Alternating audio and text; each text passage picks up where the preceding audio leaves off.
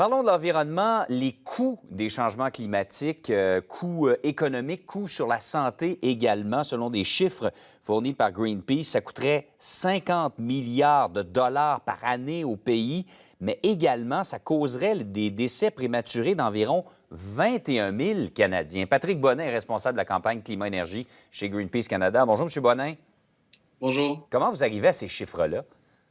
Bien, écoutez, c'est une évaluation mondiale. C'est la première fois qu'on le fait, Greenpeace, en collaboration avec un centre de recherche. On a évalué les coûts et les impacts liés seulement à l'utilisation des combustibles fossiles, donc pétrole, gaz, charbon dans une moindre mesure au Canada, et essentiellement pour trois polluants principaux, les particules fines, les oxydes d'azote et l'ozone.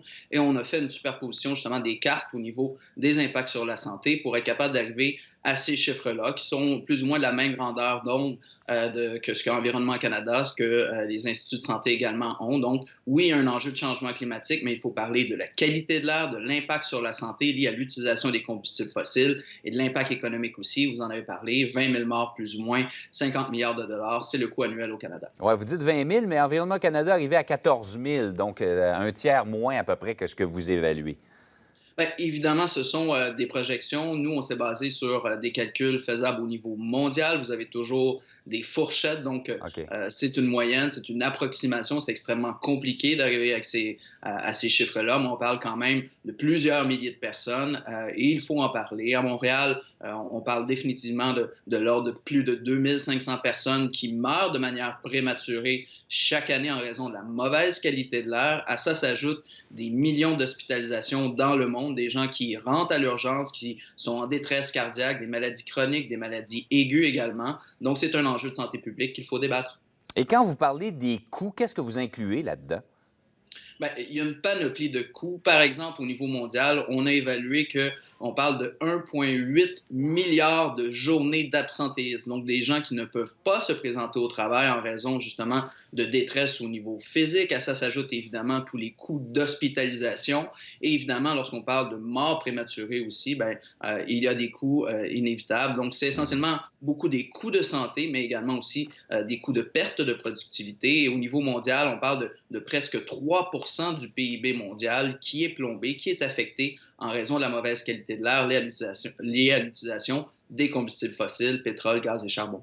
Oui, quand vous parlez de 21 000 Canadiens dont la santé est compromise ou qui pourraient mourir de façon prématurée, c'est évidemment dans le corridor Québec-Ontario que c'est le pire.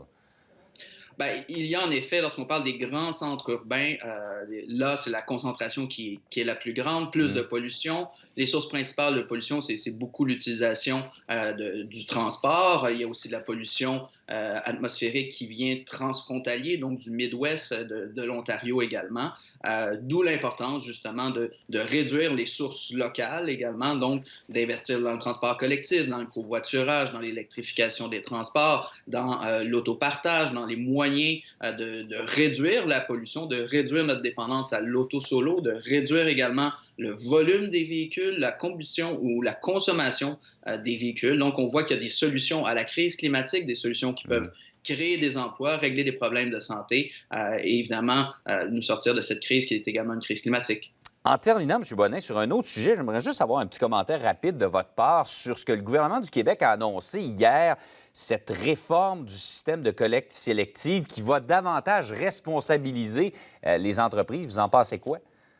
Bien, c'est essentiel. En fait, pour nous, on accueille favorablement. Il faudra voir, évidemment, les délais semblent un petit peu longs. Il faudra voir les mesures exactes. Mais il est normal que les producteurs soient responsables de leur matière, qu'on les responsabilise pour qu'ils mettent sur le marché des produits qui sont recyclables. Au-delà de ça, évidemment, ce qu'on prône, c'est la réutilisation, la réduction à la source.